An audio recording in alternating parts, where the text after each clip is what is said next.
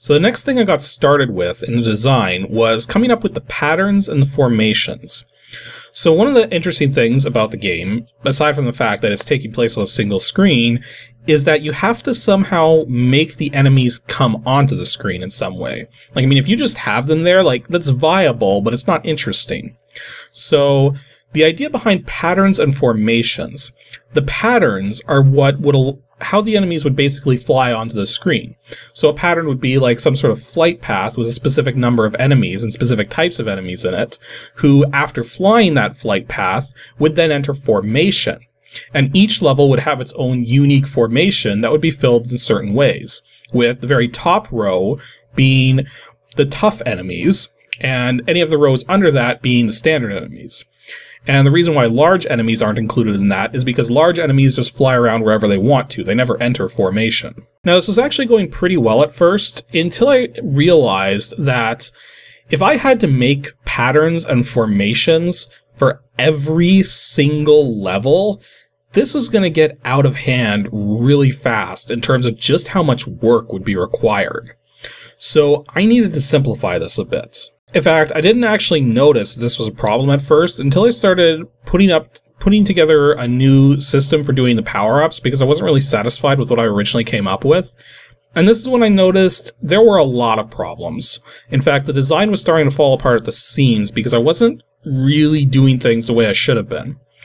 See, when you're making a game design, you want to make sure that as you're adding elements to it, that it sort of jives with the elements you already have. And if it doesn't, you need to alter what you've already got so that it fits with the design better. Otherwise, the more inconsistencies you let start to pass through, like seep into the cracks and stuff, the more broken the design starts to be. So my solution when this happens in a design is to first figure out what the problems are, lay them all out, and lay out potential solutions to these problems. And then sort of try to make sure that these solutions aren't going to cause more problems themselves. So what I did here was I noticed four, sorry for saying noticed so many times, I noticed four very specific issues that were happening. The first is the power-ups needed to appear at a decent rate to make the purifier weapon function in the way it currently was. But having power-ups too frequently wouldn't really make much sense. Another one of the problems I noticed is that the power-ups, I needed to have more control over how they appeared, because if they were too random, then it would really unbalance how things were panning out with the game.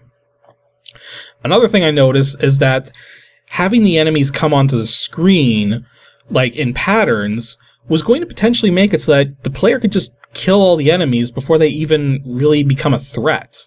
I mean, this is actually something that shows up in Galaga even, where the player will just kill all the enemies as they're flying on the screen, and then by the time the enemies have entered formation, you don't really have a lot left to shoot at. And then the last thing I noticed is that the enemy counts might be a little too low. So I was clearly going to have to rebalance how many enemies, and even enemy hit points potentially, for the various levels, so that it would be more of a challenge. Because the way it was at the moment, it would just be too easy to breeze through the levels. So the first thing I addressed is completely reworking how the power-ups are going to work. Now, instead of them being completely random, based on various odds, every level would have a specific number and types of power-ups that it would drop.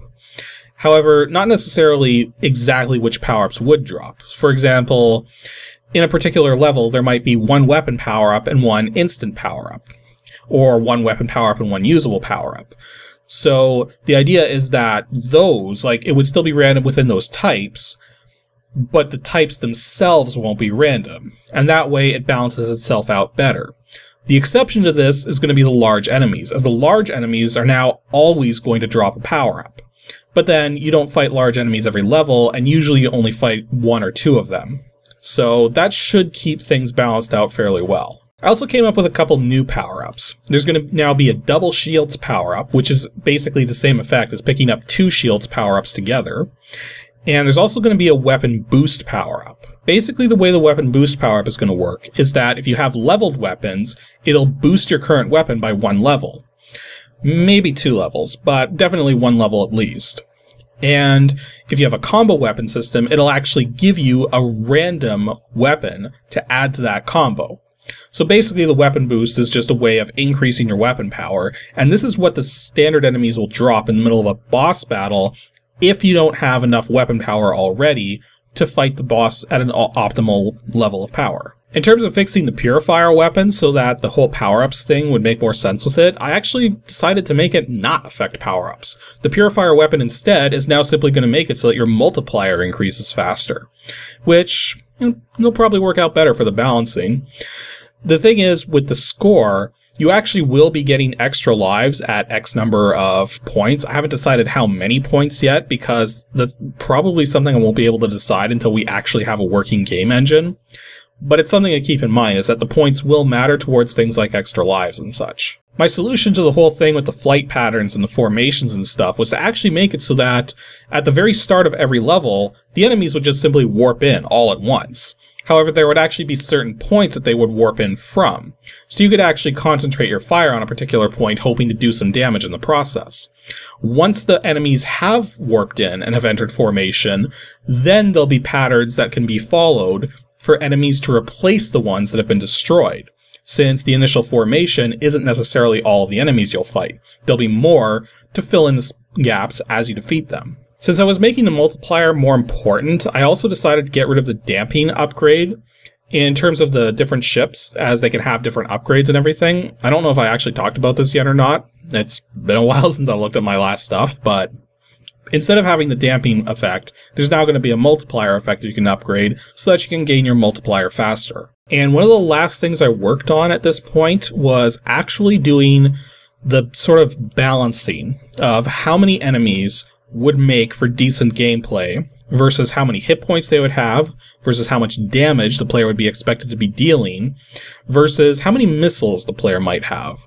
Because here's something that I wasn't taking into consideration, was that the player's got missiles. The player's going to use their missiles. But how many missiles are they going to use? So I figured, that being such a huge variable, whether a player is going to hold on to their missiles or use them, I figured I would design the levels to take a bit longer than I would optimally have them at.